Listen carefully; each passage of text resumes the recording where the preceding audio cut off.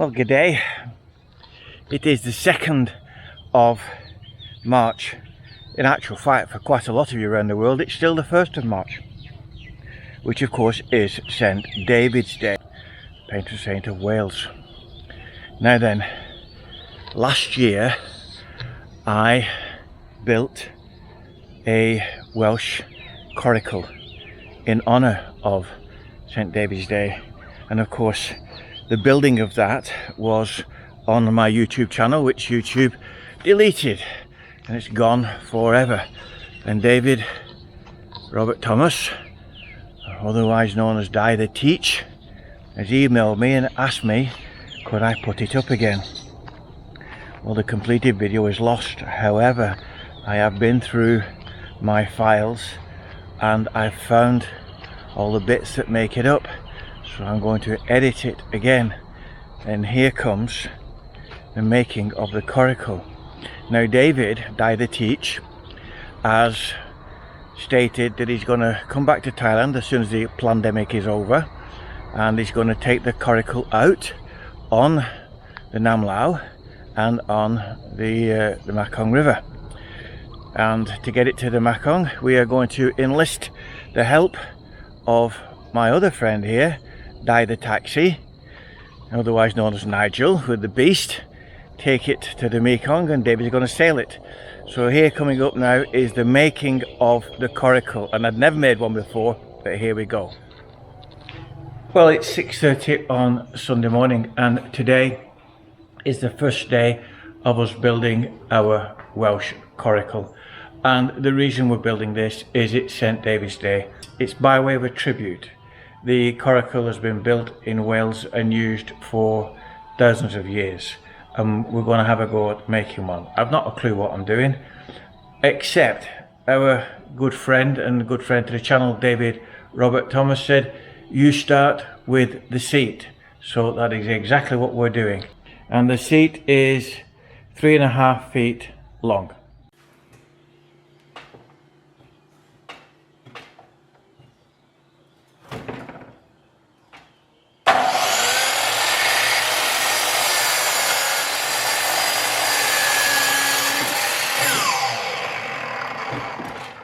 So 3.5 feet is 42 inches, so the centre line is 21 inches. And the centre line is important because we're going to put a batten on there now. This batten is 4'6" long, so we'll nip off the end just to make sure we've got a square starting edge.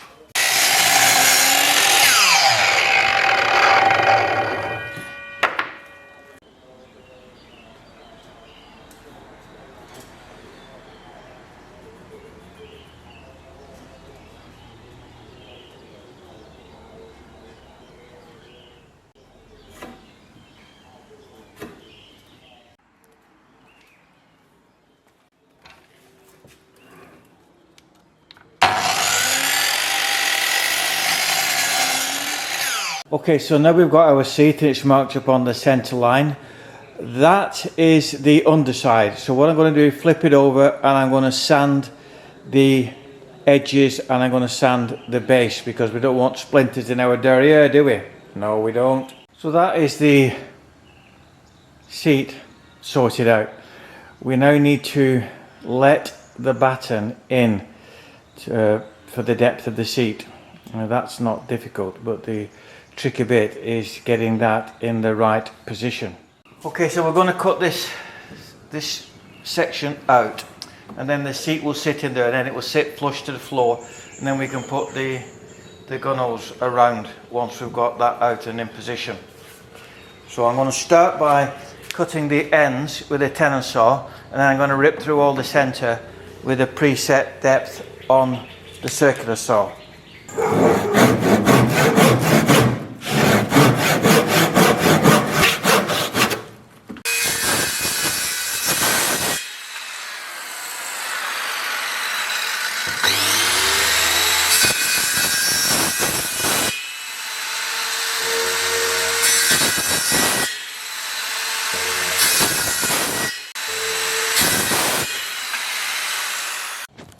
And there is our seat let into place, a nice tight snug fit. I'm just going to put a couple of screws in there now to hold it, because that is absolutely only temporary.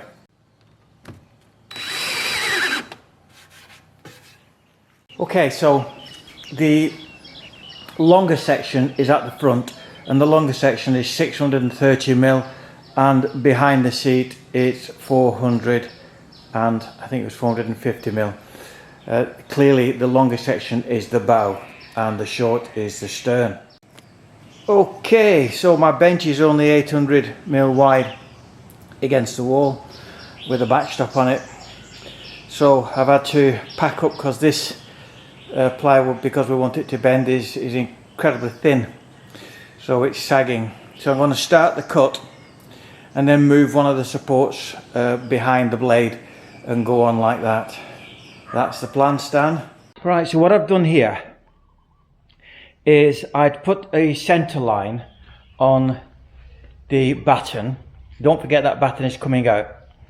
I just put a small screw on the centre line of the gun oil that goes around to form the top rim, and bent it round to the centre of the seat, the underside of the seat. So I've measured that now, and I've measured this section. They cut the two bits off. I've cut 31 centimetres off. They're 8 foot long, and I'm going to glue that and tack that in place. Now, that will be the basic framework of the rim. So after this it should all go quite quickly, but this was a bit of head scratching, and how do I do this and how do I do that, and you can imagine. And I broke one batten by trying to bend it against its natural bend, like a plonker. But you know, I'd never do that mistake again. What an idiot. But there you go. So I'm going to glue that now and tack that in as a permanent fixture. Now then, once I've done that, I'm just going to lightly sand the edges off, and then I'm going to give it a coat of teak oil. If you haven't got teak oil, then boiled linseed oil will suffice. Well, so far so good. That's the main top section out of the way, and when that glue's gone off tomorrow, I will take off that centre strut, because that's surplus to requirements. It should hold its shape, and what I will do then is I will give it a coat of teak oil to seal the wood and turn it over, and then we'll begin to build the basket. Good morning, it's 7:30 on day 2. The gunnels are made and the glue should be set, and then cut the basket work, the laths. So here we go.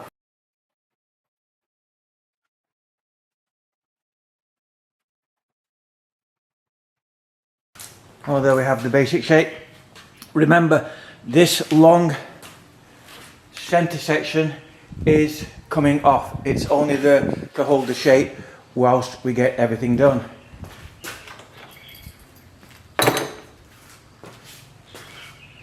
So I'm going to mark some lines on the basic sheet before I start to cut it, and those lines are spacing lines, because there wants to be around about 65mm in between each of the laths.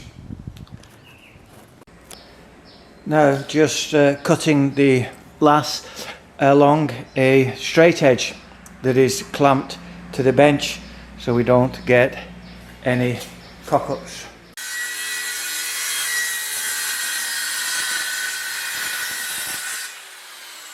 So now, with all the laths cut, it is time to do the basket weave, and it's a straightforward, simple weave. I have to say that putting the markings on the material before has been a great help. It's made it much simpler.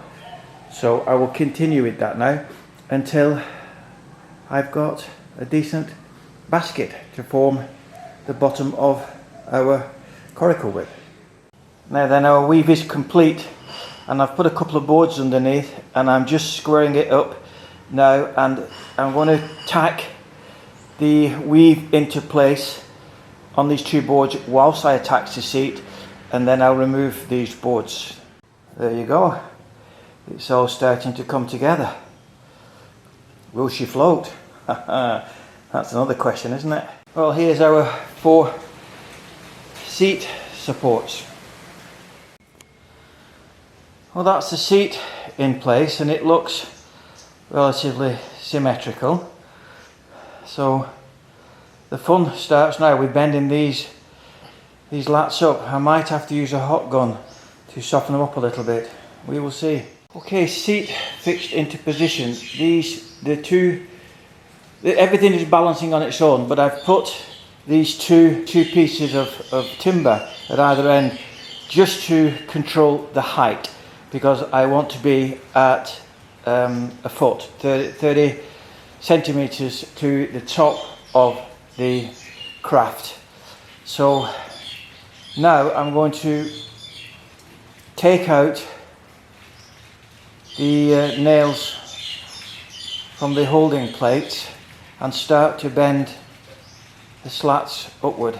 Update: the stern of the coracle is glued and screwed and just roughly trimmed off, and that's looking good. So we're not doing too bad. I've got one lath broken in the bend on the long radius. The front is, the bow is bent and clamped into place. It will be glued and screwed in the next 30 minutes. And again, one broken lat, in fact the exact same number, the exact same one as broke at the other end. Now then, I have been and cut some bamboo.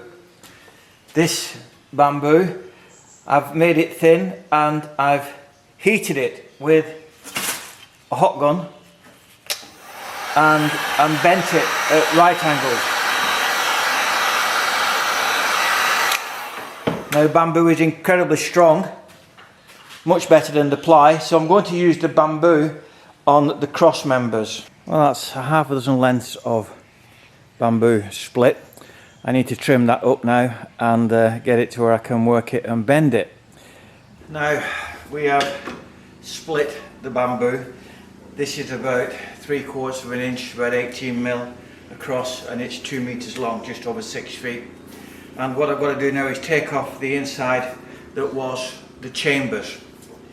And the other thing is that anybody who's worked with bamboo knows it, once you cut it, it's razor sharp. It will slice into your flesh like there's no tomorrow. So as soon as I've got the chambers off, take off the edges and effectively shape it down to the size that we want. Now, in the old days, and even today, to bend timber, they steam it. Now, I haven't got a steamer, so what I've done, a bit of wig and ingenuity, I've got a 3-inch rainwater pipe, and I've put it on an angle, and I've sealed the bottom with a plastic bag because I don't have an end cap, and I've filled it full of water. And once I've shaped these, I'm putting them in the water to soak. And then when they've soaked for a while, and they've got, I mean they're green already because it's just been, you can see, it's just been freshly cut. But once it's soaked, I've got a hot gun here. So if I heat it up, once it's full of moisture, at the point I want to bend it, that technically should be like a steamer, theoretically. That is what I'm going to try and do. So I'll get on with this. I'll get all these battens made up.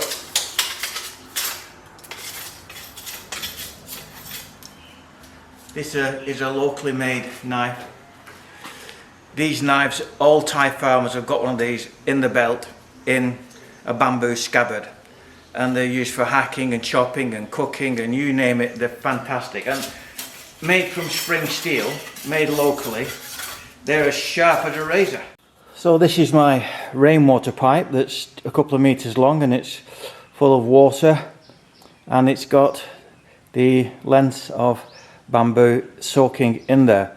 So I'm going to let those soak for a while I clean the workshop up and rearrange things, because I'm going to move the bench and try and work on the coracle in the middle, and I'm going to work on it this time upside down, which I think it will be better for me bending.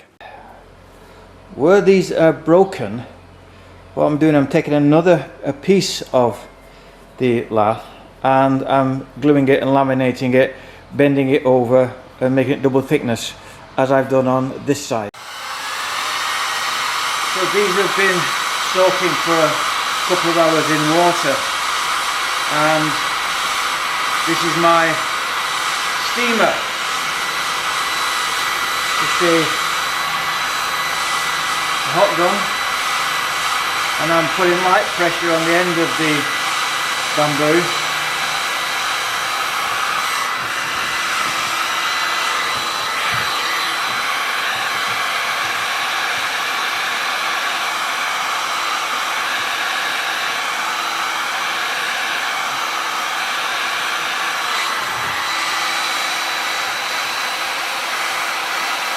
And when it starts to discolour, that's when it goes.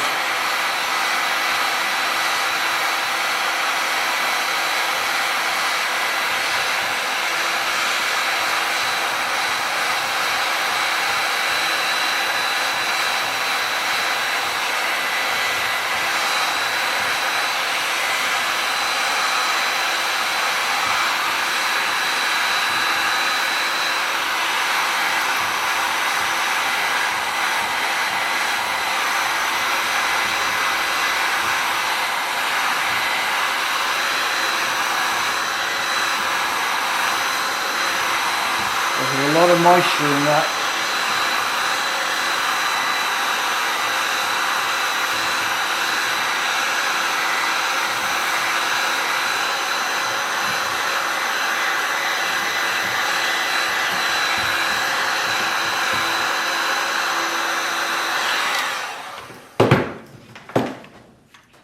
Right, I'll drill that and get a screw in it. You can't knock nails in it because bamboo splits. Well, she's taking shape now. The pieces that had cracked, I've doubled them up.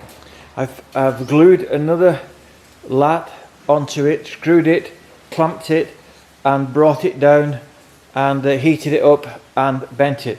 So it is well taking shape now. I have another probably half day on this bending, and because it's very delicate. And the lats easily break. The bamboo is great. If I was doing it again, I would quite likely would make one out of bamboo. Here she is, almost finished. The basket, the good ship, lollipop. Now then, where this packing tape is where it was starting to crack. So I glued it, and in the absence of enough clamps, I wrapped it with tape to hold it into position. But I'll trim it up, oil it. I've got to bend this one down, trim those off, and screw these bamboos to the seat supports.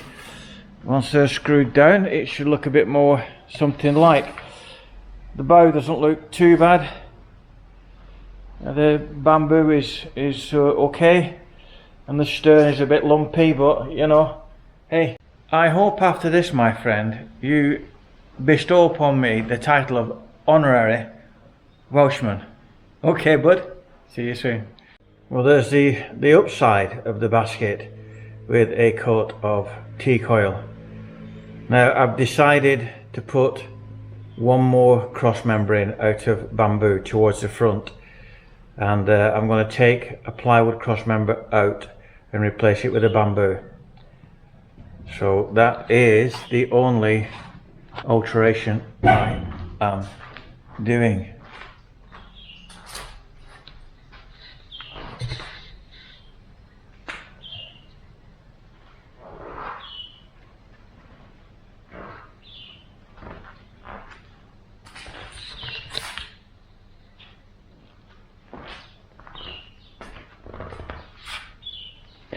This is the member I'm going to take out, and I'm going to put another bamboo in there probably later on today. Good morning, good morning, good morning. It's Saturday and I acquired canvas from Thai Lazada and ordered it online, delivered it and paid for it COD. There's about 600 bahts worth of canvas here, so altogether Corical is costing me about 2,500 baht to build, which is about £60. Let's just say 75-80 US dollars. Now then, it only comes in 1 meter width, so I've had it stitched double up so we can make the correct width. So the canvas is stitched down the middle. It's a triple row of stitching, and the weight of the canvas is 12 ounce. I assume that's 12 ounces per square yard, but in all honesty I don't know. But it is quite heavy canvas, and we're going to put that on the frame now. We're going to stretch it on the frame, pin it on the frame, and then we're going to wet it and dry it and shrink it, and wet it and dry it. We're going to wet it and dry it 3 times to shrink it as much as possible, and then when it's completely dry I'm going to put another gunnel around the top, and then we're going to treat it with bitumen to make it watertight. Now my plan is to fold it up around the gunnels, around the rim, and then to clamp it with these small G clamps. Now look at these. I bought these from Global House, 35 baht each, which is about $1 US each, and they are absolutely fantastic for small jobs like this. I emptied the shelf. Unfortunately I've only got 11, but I think 11 will do.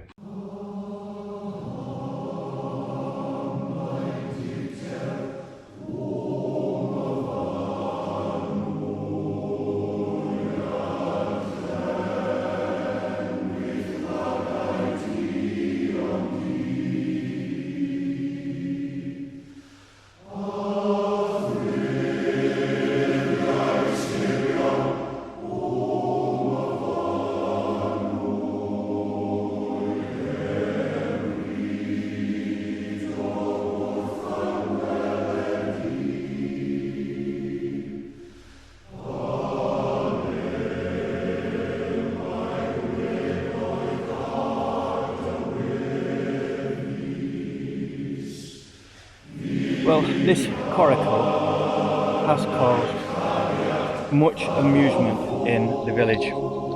May's friends come up here and they ask, talking to me, what's he making? He's making a boat, and they look at it and they walk back down the drive, effectively sniggering and saying that will never float. So I've told her to sell tickets for the launch, and either I or they will be laughing. And I've got another, just waiting for it to completely dry and shrink, and I've got to wet it again another 2 times. It is tightening up already, so then once it's finally shrunk and finally dried, then we'll take the clamps off and we'll coat it with the bitumen. It is Sunday morning. It's about 9:30. It's a lovely sunny day, and we've got the first coat of the bitumen. It's a bitumen polymer that's water soluble in this form, and once it dries it's waterproof. And for the first coat you water it down 1 to 1. So I've done that, and it's got the first coat, and it looks like it's quite dry. Yeah, it's dry. I'm going to give it another 30 or 40 minutes, let it really dry off, and then, because I've obviously, where the material, where the fabric is folded, we've really pushed it in those joints, so it's going to have another couple of coats today, and then we're going to whiz it over, and I think we're going to put an additional gunnel right around the top and polish it off. It'll look a bit nicer, I think. So I'm thinking that I'm doing a lot of thinking this morning. Tomorrow is Monday, the 22nd of Feb. So I think tomorrow it might get the maiden voyage and we film it for St. David's Day as a tribute to our Welsh friends. Well, yeah, we've got the outside is tarred, and I get a bit in there, Steve. Although the top doesn't get anywhere near the water, but we're gonna do this top. And I've got here with me my friend Steve. Say hello, Steve. Hi, Steve. And he's an expert coracle maker. Yes. Begorra. No, that's Irish. Yeah, that's the coric. Yeah. Corrig. Hey, they go on the sea with those in Ireland. Yeah. You know, so well, we're pretty bloody smart us. Yeah. So we'll cut it. We're putting another gunnel round the top, and we're going to polish that. We've marked the skirt. We're going to cut the excess off, and then Black it. we're a couple of hours away from a let's just say a dry run, a wet run. I think. What do you think, Steve? I reckon a wet one, even before we put the. Yeah. Yeah. Huh? If you're feeling game. Put your shower cap on and. So you've got as much confidence as me then? No, I didn't say that. All I said was that I'll be here with the camera in case. Steve's cameraman. Yeah. I said, do you want to be the boatman and I'll be the cameraman? No fear, he said, I'll be the cameraman. Well, here she is, finished in all her glory. Gilligan's Island. Yes, that's me now.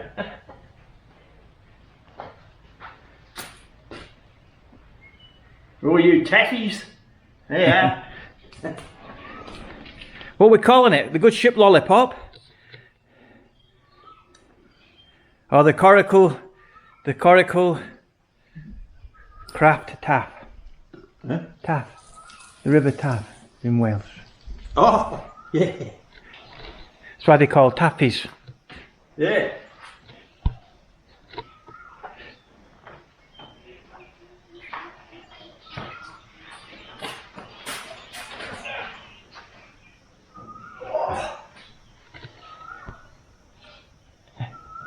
The fucking workmanship, huh?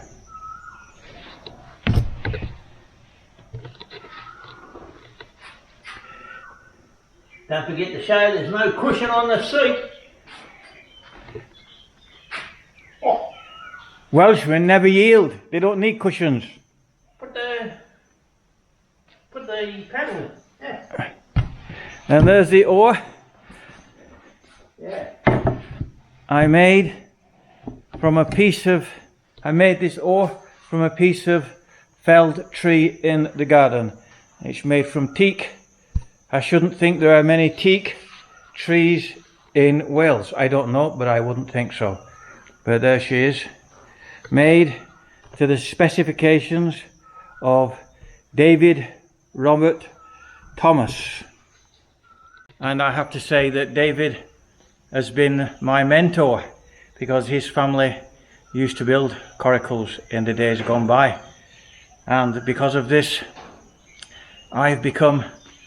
David's invested me into an honorary Welshman. I am now known as Dai. Oracle. The Coracle Oracle. Dai Chiang Rai. Yeah. What say you, Steve? Yeah. So we're launching it with a tinny.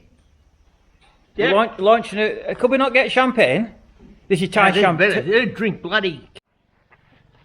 Well, we're here, Steve. Yeah. We made it. We're on our way to the beach. Point me towards the water. With the coracle. Will it float? Will it sink? Can I steer it? Oh my goodness. Swim. Can I swim? Well, it's only about 18 inches deep here. But yes, I can swim. Now my only fear here is it's a shingle beach, and I'm just wondering about the stones on the bottom of the canvas. David Robert Thomas, where are you when we need you? Oh, she floats. In fact, she's floating off down the river. Give us a paddle, buddy. Hang on.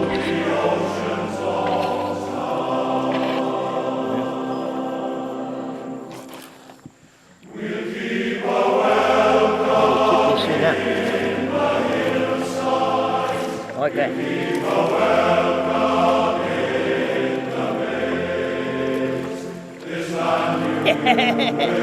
Hey!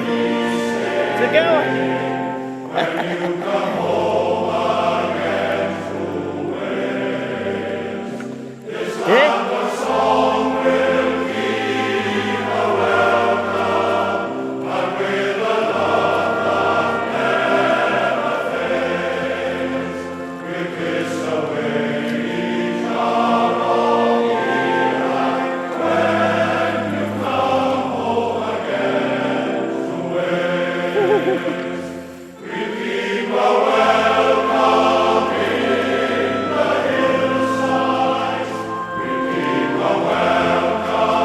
Yeah, that way.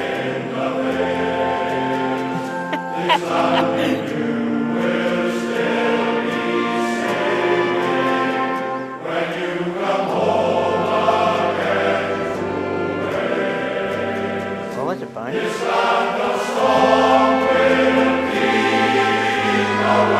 Yeah, what's that?